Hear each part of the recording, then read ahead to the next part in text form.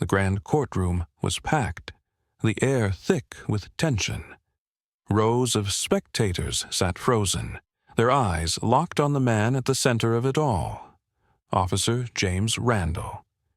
A well-known cop with a long history on the force, he now stood accused of brutalizing an unarmed black man.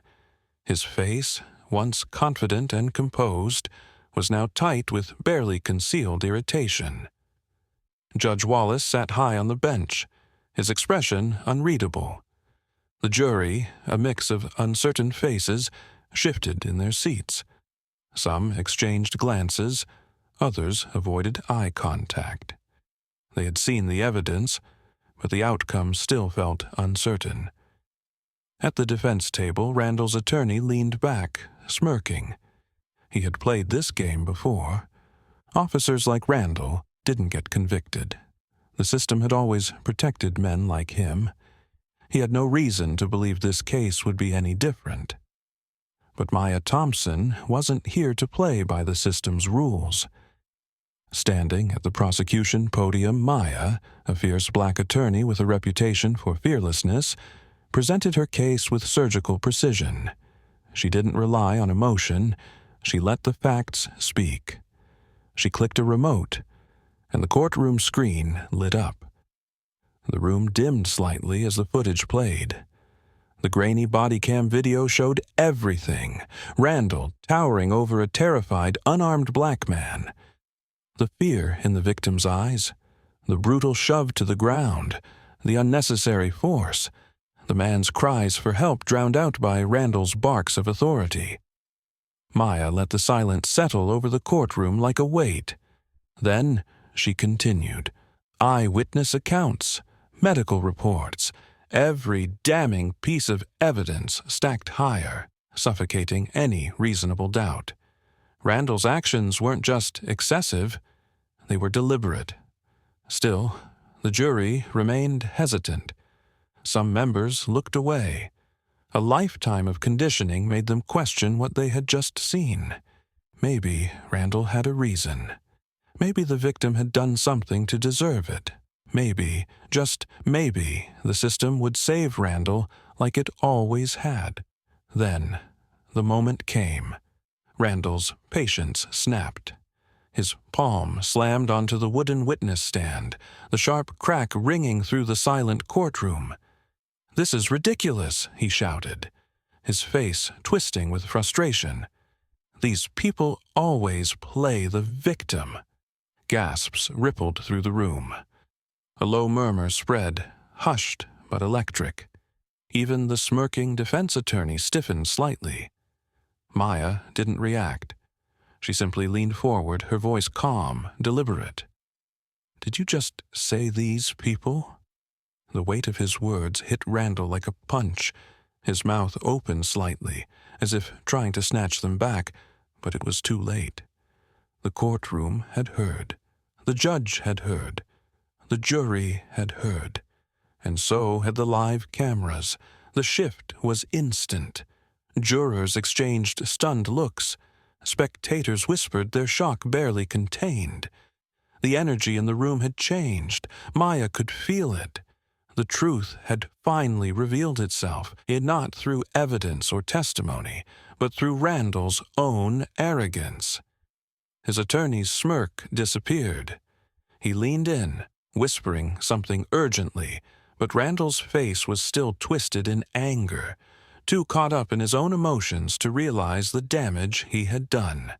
Judge Wallace's gavel came down hard. "Order in the court." His voice was firm, but even he knew there was no undoing this moment. The world outside was already watching. Within hours, the footage spread like wildfire. News anchors replayed the clip on an endless loop. The headline scrolled across every screen. Public outrage exploded. Social media burned with debates, protests, and demands for justice. The case was no longer just about Randall. It was about every case like his. Every victim silenced, every injustice ignored. Randall's face, once full of certainty, now held something else. Realization. For the first time in his life, he wasn't untouchable. For the first time, the system wasn't protecting him. And Maya? She had done what no one thought possible. She had turned the tide. Marcus Reed lay in a hospital bed, his face swollen, his body covered in bruises that told a story the system refused to hear. The machines beeped steadily, filling the silence between his shallow breaths. His mother sat beside him, holding his hand, her fingers trembling as she fought back tears. She had seen her son hurt before, but never like this. Maya Thompson stood in the doorway, watching. She had seen too many cases like this. Black men brutalized, families shattered, justice nowhere in sight. She had read the reports, knew the language they used to justify it. Resisted arrest, matched a description. Officer feared for his life. The same excuses recycled to protect the guilty. Marcus had done nothing. He had been walking home from work, tired but content, when Officer James Randall stopped him. No reason, no probable cause, just suspicion wrapped in a badge. A few words exchanged, then Randall's patience ran out. The body cam footage, what little of it hadn't been accidentally erased, showed Randall shoving Marcus to the ground, pressing a knee into his back, striking him repeatedly even as he screamed for help. The footage alone should have been enough. The eyewitnesses should have been enough. But Maya knew better. In this town, no officer had ever been convicted. Complaints disappeared. Evidence went missing. Judges looked the other way. She had spent years watching the system bend itself to protect men like Randall, to twist reality until victims became criminals and brutality became necessary force. But this time was different. This time, Marcus wasn't alone. His mother gripped Maya's hand outside the hospital room, her voice shaking but steady. They can't get away with this. Maya met her gaze, unflinching. They won't. She spent months pulling at threads, exposing every dirty secret the department had tried to bury. She spoke to former officers, whistleblowers too scared to go public, but willing to confirm what she already knew. Randall wasn't just a bad cop. He was a predator with a badge, protected by a system designed to shield him. There were other victims, other Marcus Reeds, men who had been beaten, harassed, arrested without cause. Some had filed complaints. None had seen justice. The deeper she dug, the clearer the picture became. Randall wasn't an outlier. He was a symptom. The department had a culture of racial profiling, of punishing those who dared to speak out. Reports were altered. Witnesses were intimidated. Prosecutors declined to press charges, citing insufficient evidence. It was a well-oiled machine, built to silence the truth. She met with Marcus every week, watching as his bruises faded, but the fear in his eyes remained. The physical wounds would heal. The rest of it, what Randall had taken from him, might never fully disappear. The DA's office was hesitant. The case was high profile. Convicting a cop, especially in a town like this, wasn't just difficult. It was nearly impossible. But Maya didn't care about impossible. She cared about Marcus. She cared about his mother, who had spent nights sitting by his bed, whispering prayers into the dark. She laid out the evidence, piece by piece, making it impossible to ignore. The footage, the statements, the pattern of abuse. She made them see what they didn't want to see. And when the DA finally agreed to take the case, she knew the real fight was only beginning. Randall had never faced real consequences before. The department had always protected him. The city had always looked the other way. But now, for the first time, he was being dragged into a courtroom, forced to answer for what he had done. Maya stood outside the courthouse the day the trial was announced. Cameras flashed, microphones crowded in. Reporters asked if she thought Randall would walk free, if the system would fail again. She didn't hesitate. The courtroom was tense, a silent battlefield where truth and power collided. Every seat was filled, the weight of expectation pressing down like a storm on the horizon. Maya Thompson stood at the prosecution table, her presence unwavering as she methodically laid out the truth. She began with the hospital records, detailed reports of Marcus Reed's injuries, the broken ribs, the deep bruising, the concussion. The medical examiner's statement was clear. The force used was excessive, brutal, unjustified. Then came the footage. A grainy phone video flickered to life on the courtroom screen. The room darkened slightly, forcing everyone to focus on the undeniable evidence. The video showed Marcus on the ground, his hands splayed out, not resisting. Randall's voice barked commands, but his actions told the real story. Blows rained down long after Marcus had stopped moving. The sound of the impact echoed through the silent courtroom, making even the most indifferent jurors flinch. Then, Maya revealed something else, Randall's own police report. A neatly typed, sterile account that painted Marcus as aggressive, violent, a threat. But the timestamps didn't match. The injuries contradicted Randall's claims.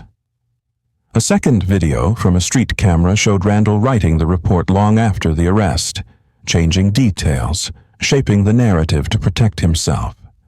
The defense attorney barely flinched. He had heard it all before, had seen cases like this crumble under the weight of reasonable doubt. He leaned against the podium, voice dripping with confidence. Marcus Reed resisted arrest, he argued, as if that alone justified the brutality. Officer Randall followed protocol. This was not excessive force, it was necessary force. Maya knew this was coming.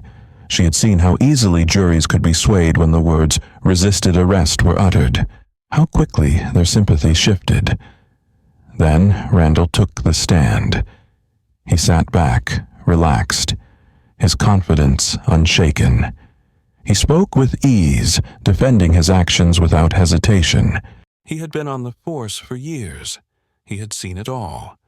Marcus was no different, just another case, another criminal who had made a mistake. And then it happened. His face twisted slightly, frustration creeping in. His voice, for the first time, wavered. These people act like we're the enemy. A sharp, collective inhale filled the room. The words hung in the air like smoke, choking everything else out. The silence that followed was louder than anything that had come before it. The judge's gavel came down hard. Order! But the courtroom had already erupted. Gasps, whispers, a murmur spreading like wildfire. The jury exchanged uneasy glances. The defense attorney stiffened, realizing the damage done. Cameras captured everything. The clip spread across the country overnight. News anchors dissected every second, replaying Randall's outburst in endless loops. Social media caught fire. Shattered justice. For Marcus trended for days. Outside the courthouse, the protests began. A sea of people stood with signs, their voices loud, their message clear. Enough. More victims came forward. Stories surfaced, men and women who had faced the same brutality, the same falsified reports, the same silence from those in power. Randall's name was in all of them. His precinct, once untouchable, was now drowning in scrutiny. The police department scrambled to contain the fallout. A press conference was hastily arranged, the police chief standing stiffly at the podium. His statement was measured, rehearsed. Officer Randall's comments were unfortunate, but do not reflect the values of this department. The mayor refused to comment. City officials dodged questions. The machine of damage control spun furiously, desperate to protect itself. But behind the scenes, Maya felt the pressure shift. Anonymous threats began to appear. Voicemails warning her to drop the case. Letters slid under her office door. She knew what this meant. The system wasn't just resisting, it was fighting back. But Maya had made a promise, and she wasn't about to break it. A manila envelope sat on Maya's desk, unmarked except for her name scrawled in black ink. Inside, a USB drive. No note, no explanation, just the weight of something dangerous in her palm. She plugged it into her laptop, fingers steady despite the cold prickle running down her spine. Files flooded the screen. Reports, video clips, emails, evidence of a rot that ran deeper than Randall alone. She clicked on the first file. A grainy body cam recording played, but something was off. The footage stuttered, sections blurred out, timestamps altered. A second file, same thing. Someone inside the department had been tampering with evidence, erasing the truth before it could ever be seen. Another file.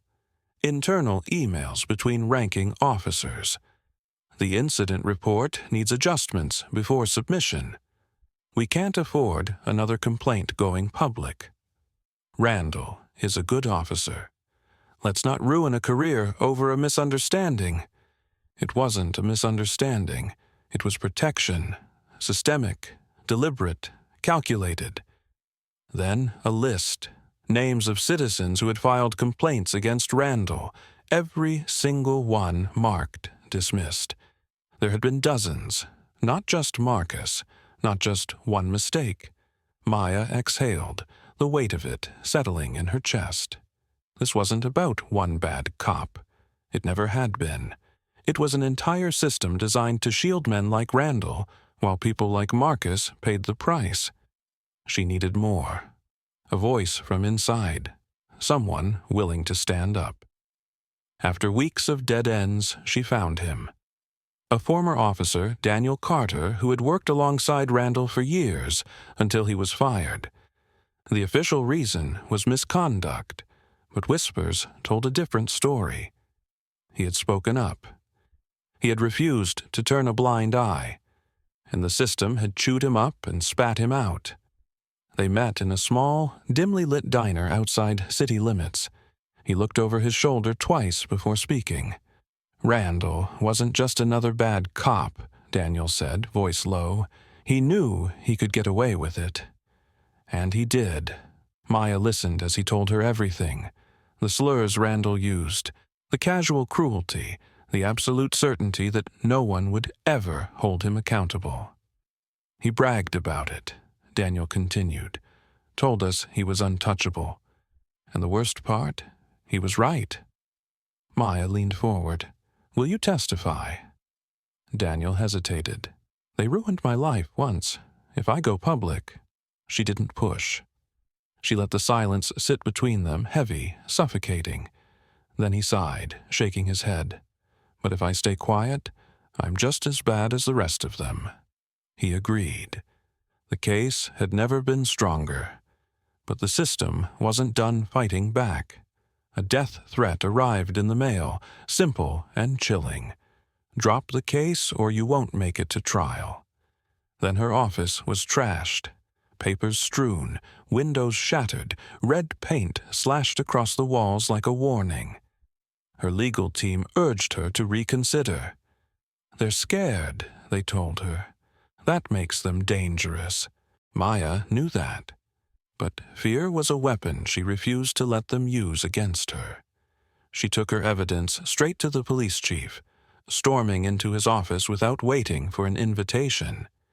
He barely glanced up, unimpressed. You're making a mistake, he said. She dropped the USB on his desk. Number you did. He didn't reach for it. His expression didn't change.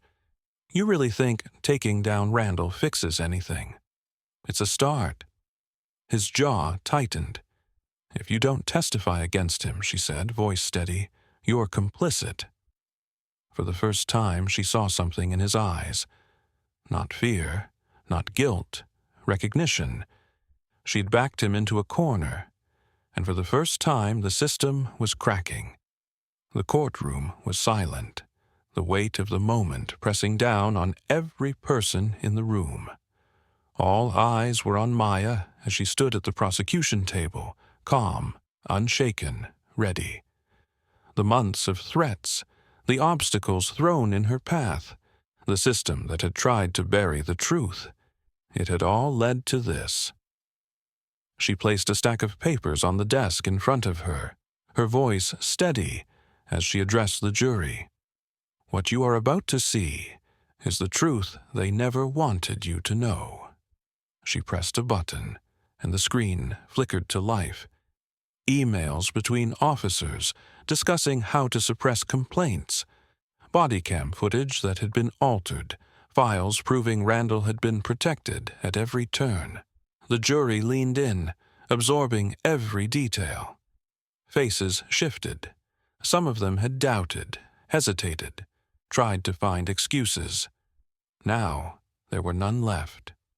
Randall sat at the defense table, shoulders tense, his once confident smirk replaced by something else, fear. He shifted uncomfortably as his own words, his own actions, unraveled before him.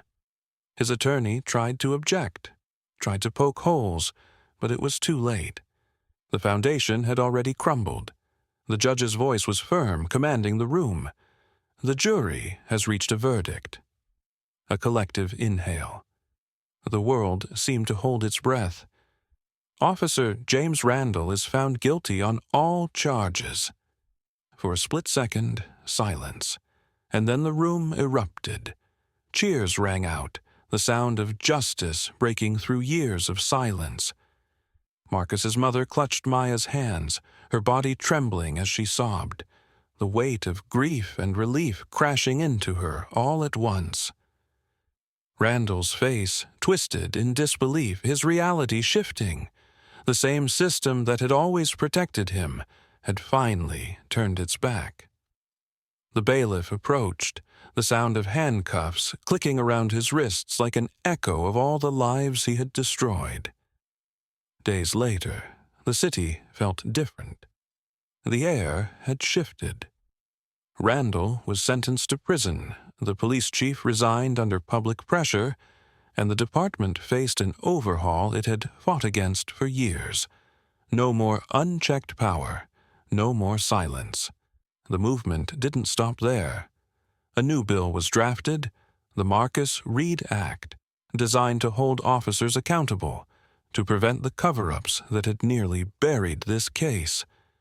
Protesters became activists, bystanders became voices. The mayor, who had dodged questions for months, was finally forced to speak on national television. "This is a turning point for our city," he said, his carefully rehearsed statement laced with the realization that change was no longer a choice, it was a demand. And yet, for Maya, the fight wasn't over. She sat across from a senior partner at one of the country's most prestigious law firms. The offer was generous: power, resources, a comfortable future. "You've done your part," he told her. "Come work with us. Use your skills where they'll make the most impact." She thought of Marcus, his mother's tears. The families who had called her, sharing their own stories, their own pain, asking if there was still hope. She already knew her answer. Maya stepped out of the office and into the crowd waiting for her. Reporters shoved microphones forward, cameras flashing, voices overlapping with questions. "What's next for you?" She didn't hesitate. She looked straight into the camera, her voice clear, unwavering. This was just the beginning. The television flickered in the dimly lit office, the glow casting long shadows across the room. Maya sat at her desk, exhaustion weighing on her, yet sleep was the last thing on her mind.